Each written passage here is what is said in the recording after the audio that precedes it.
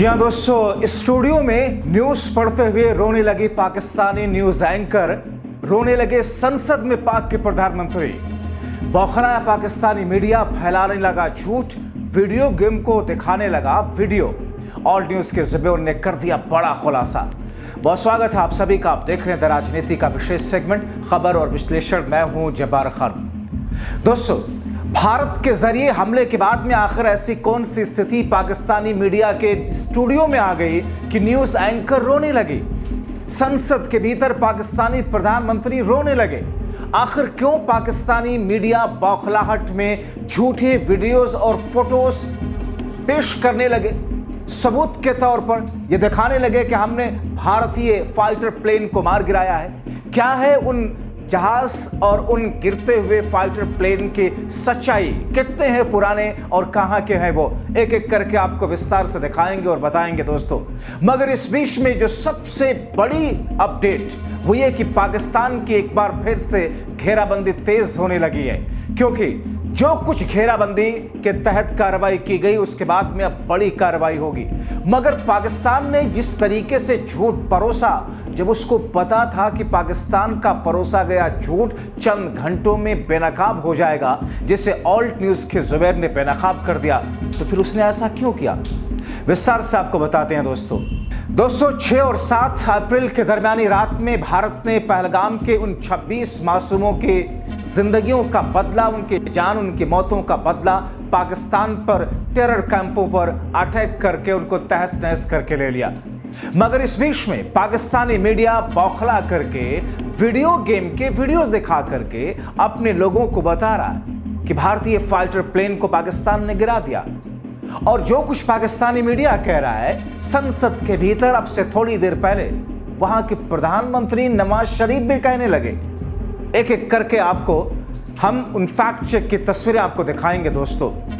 पाकिस्तान के पत्रकार, सबसे पहले आप देखिए कि पाकिस्तान के पत्रकार हैं हामिद बेर, एक ट्वीट करके किसी के ट्वीट को रिट्वीट करते हुए लिखते हैं वो कि अब तो भारतीय मीडिया और भारतीयों ने भी मान लिया है कि पाकिस्तान ने राफेल समेत 5 फाइटर प्लेन को मार गिराया। मगर दोस्तों, सच सामने ला दिया ऑल्ट न्यूज के मोहम्मद जुबैर ने और बताया कि ये फोटो फर्जी और बहुत पुरानी है। मोहम्मद जुबैर ने लिखा, first and second images are old and unrelated. तस्वीरें आप देख रहे हैं दोस्तों इस ट्वीट के अंदर, किस तरीके से हामिद मीर ने भारतीय फाइटर प्लेन को मार गिराने वाली एक तरीके से अफवाह को आगे बढ़ाने की कोशिश की, मगर चंद मिनटों के बाद ही फैक्ट चेक हो गया। एक और ऐसा ही फोटो आपको दिखाते हैं, एक और झूठ पाकिस्तान का बेनकाब हुआ। एक और ट्वीट फैक्ट चेक वाला करके मोहम्मद जुबैर ने पाकिस्तानी झूठ का पर्दाफाश कर दिया। लिखा, पाकिस्तानी यूजर्स एक वीडियो शेयर करते हुए दावा कर रहे हैं कि पाकिस्तान पूरी ताकत से भारत पर जवाबी कार्रवाई कर रहा है। कुछ भारतीय यूजर्स इसी वीडियो को ऑपरेशन सिंदूर का बता रहे हैं, जबकि ये पुराना वीडियो इजराइल के ईरान के हमले का है दोस्तों। यानी कि इजराइल पर ईरान ने जो हमला किया था उस वक्त का ये वीडियो है। देखिए किस तरीके से पाकिस्तानी मीडिया पाकिस्तान के अंदर इसे एक प्रोपेगेंडा के तौर पर उन पुराने फुटेज और वीडियो का, जिसका भारत और पाकिस्तान से कोई लेना देना नहीं, उसको फैला करके दुनिया के सामने झूठ रखने की कोशिश कर रहा है। ऐसे पाकिस्तानी समा टीवी है, न्यूज चैनल है, पाकिस्तान टुडे सहित कई पाकिस्तानी मीडिया आउटलेट्स ने यह खबर चलाई कि भारतीय सेना की सिख रेजिमेंट में विद्रोह हो गया। दावा किया गया कि हिंदू और सिख सैनिकों के बीच में झड़प के बाद में 5 सिख सैनिकों की हत्या कर दी गई। मगर यह फर्जी खबर है, ये खबर पूरी तरीके से निराधार है, बेबुनियाद है। इसका फैक्ट चेक आपके सामने है। कैसे ऑल्ट न्यूज ने दोनों तस्वीरों को, ऑल्ट न्यूज ने इस आर्टिकल को फर्जी बताया और किस तरीके से इसे एक प्रोपेगेंडा बताया। दोस्तों, इसी बीच में अब एक बार फिर से इस बात की जोर आजमाइश हो रही है कि पाकिस्तान अगर किसी तरीके से प्रोपेगेंडा के जरिए भारत की तरफ आंख उठाएगा तो फिर भारत उससे बड़ा हमला करेगा। इस बीच में रक्षा मंत्री ने एक खास वीडियो जारी किया। जो उन्होंने कहा वो सुनने लायक है। भारत ने युद्ध में भी नैतिकता नहीं छोड़ी। कैसे? रक्षा मंत्री राजनाथ सिंह ने कहा, भारतीय सेना ने सटीकता, सतर्कता, संवेदनशीलता के साथ कार्रवाई की। हमने जो लक्ष्य तय किए उन्हें ठीक तय योजना के अनुसार सटीकता से ध्वस्त किया। किसी भी नागरिक ठिकाने को निशाना नहीं बनाया। यानी सेना ने एक तरीके से सटीकता, सतर्कता और मानवीयता दिखाई।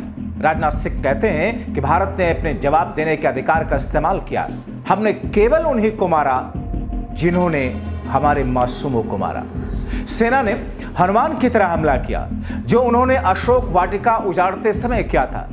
जिन मोहे मारा तिन मोहे मारे, इसका मतलब केवल उन्हीं को मारा जिन्होंने हमारे मासूमों को मारा। साथियों, जैसी कि आप सबको जानकारी है कि कल रात हमारी भारतीय सेनाओं ने अपने अद्भुत शौर्य और पराक्रम का परिचय देते हुए एक नया इतिहास रच दिया है। साथियों, भारत की सेना ने सटीकता, सतर्कता और संवेदनशीलता के साथ कार्रवाई की है। हमने जो लक्ष्य तय किए थे उन्हें ठीक समय, तय योजना के अनुसार सटीकता से उन्होंने ध्वस्त किया है और किसी भी नागरिक ठिकाने, सिविलियन पॉपुलेशन को जरा भी प्रभावित न होने देने की संवेदनशीलता भी हमारी सेना ने दिखाई है।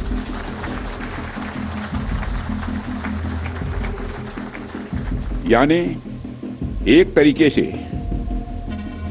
देखा जाए तो हम कह सकते हैं एक तरीके की सटीकता, सतर्कता और मानवीयता यह हमारी भारत की सेना के जवानों ने दिखाई है।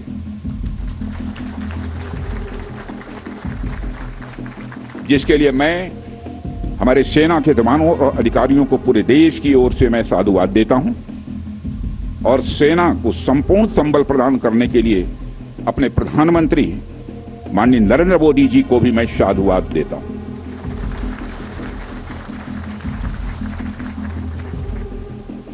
मित्रों, हमने हनुमान जी के उस आदर्श का पालन किया है जो उन्होंने अशोक वाटिका उजाड़ते समय किया था।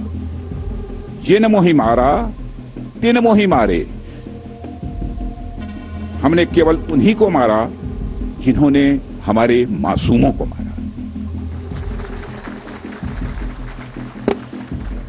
साथियों, प्रधानमंत्री श्री नरेंद्र मोदी के नेतृत्व में हमारी सेनाओं ने ऑपरेशन सिंदूर लॉन्च करके पहले की तरह ही इस बार भी आतंकियों को ट्रेनिंग देने वाले कैंप्स को तबाह करके करारा जवाब दिया है। तो उधर कांग्रेस नेता सुप्रिया श्रीनेत ने अपने अकाउंट पर जनाजे में पाकिस्तानी फौज के शामिल होने वाले वीडियो को शेयर करते हुए लिखा,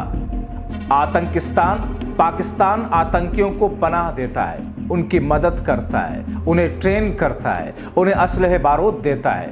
देखिए कैसे पाकिस्तान की सेना मसूद अजहर के आतंकियों के जनाजे में शामिल हो रही है। किसको चाहिए पाकिस्तान की आतंकी हरकतों का सबूत?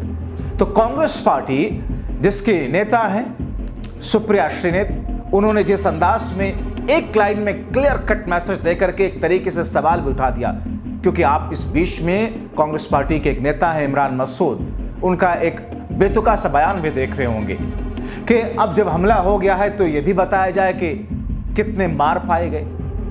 तो अब ऐसे में सुप्रिया श्रीनेत ने एक सेंटेंस से अपनी पार्टी के लोग हो, दूसरे के लोग हो, सबको चुप करके यह दर्शा दिया किसको चाहिए सबूत। भारत ने ऑपरेशन सिंदूर की कार्रवाई के साथ पाकिस्तान को लेकर के चेतावनी भी जारी कर दी। भारत ने पाकिस्तान से कहा, हमने सिर्फ आतंकी ठिकानों को निशाना बनाया है।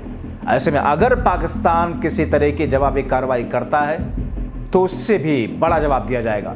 भारत की इस चेतावनी के बाद अब पाकिस्तान का रुख भी नरम पड़ता हुआ दिख रहा है, पूरी तरीके से बैकफुट पर दिख रहा है। भारत के एयर स्ट्राइक के बाद में दोनों देशों के बीच नियंत्रण रेखा पर हालात बेहद तनावपूर्ण हैं। हालांकि भारत से मिली चेतावनी के बाद अब पाकिस्तान भी सोच विचार में पड़ता दिख रहा है।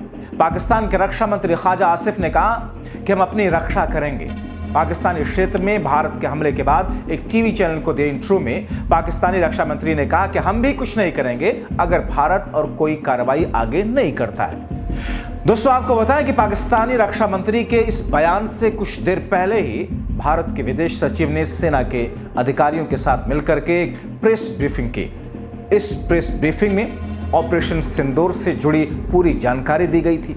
इस प्रेस ब्रीफिंग के दौरान भारतीय सेना और विदेश मंत्रालय ने ऑपरेशन पर जानकारी देते हुए अब तक पाकिस्तान की तरफ से किए गए अभी तक हमलों के विजुअल दिखाए। इसके बाद में विदेश सचिव ने बताया कि 22 अप्रैल को हुए पहलगाम हमले में पाकिस्तान का हाथ उजागर हुआ और उसका उद्देश्य देश में सांप्रदायिक तनाव को बढ़ाने वाला था।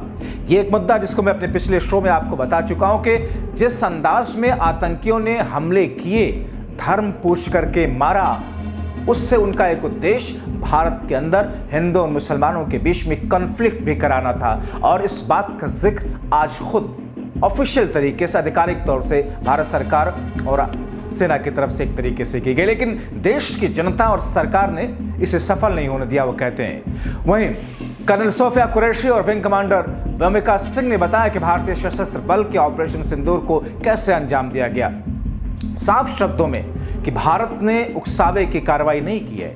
पाकिस्तानी सेना नागरिकों के ठिकानों को किसी तरीके से निशाना नहीं बनाया गया, बल्कि उन आतंकियों के ठिकाने को निशाना बनाया गया जो जिम्मेदार है। लेकिन अगर आगे पाकिस्तान किसी तरह की हमाकत करता है तो उसका जोरदार जवाब दिया जाएगा।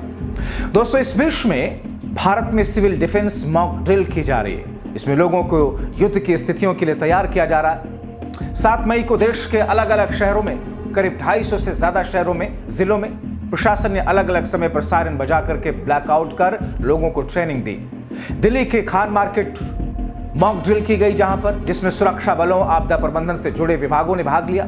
नई दिल्ली स्थित बीजेपी मुख्यालय में भी शाम में मॉक ड्रिल की गई। इसी प्रकार बेंगलुरु हो, अलग अलग जगहों हो, हलसुरु झील हो, जयपुर के MI रोड हो, पुणे के काउंसिल हॉल हो, हैदराबाद के काचीगुड़ा रेलवे स्टेशन पर भी मॉक ड्रिल का आयोजन किया गया। इसके साथ ही देश के अलग अलग हिस्सों में मॉक ड्रिल चलती रही दोस्तों। मगर इन तमाम चीजों के बीच में इतना सब कुछ होने के बावजूद जानता है पाकिस्तान इस बात को कि भारत के मुकाबले किसी भी तरह से, किसी भी चीज में वो 19 छोड़िए 1 भी नहीं है। अगर भारत 21 है तो पाकिस्तान 1 होगा। बावजूद इसके, इतने जमीन और आसमान वाले फर्क के बावजूद भी गीदड़ भभकी दे रहा है। इसके बावजूद भी झूठ परोस रहा है। इसके बावजूद भी कि वो जानता है कि उसका झूठ चंद मिनट में उसका रासफाश हो जाएगा, बावजूद इसने झूठ परे से संसद के भीतर प्रधानमंत्री वहां के शहबाज शरीफ, नवाज शरीफ के भाई झूठ बोलते हैं कि हमने भारतीय फाइटर प्लेन को मार गिराया। लेकिन फैक्ट चेक के जरिए हमने आपके सामने रख दिया किस तौर पर वहां पर न्यूज एंकर स्टूडियो में रोती और बिलखती नजर आई। प्रधानमंत्री खुद रोने की मुद्रा में देखे।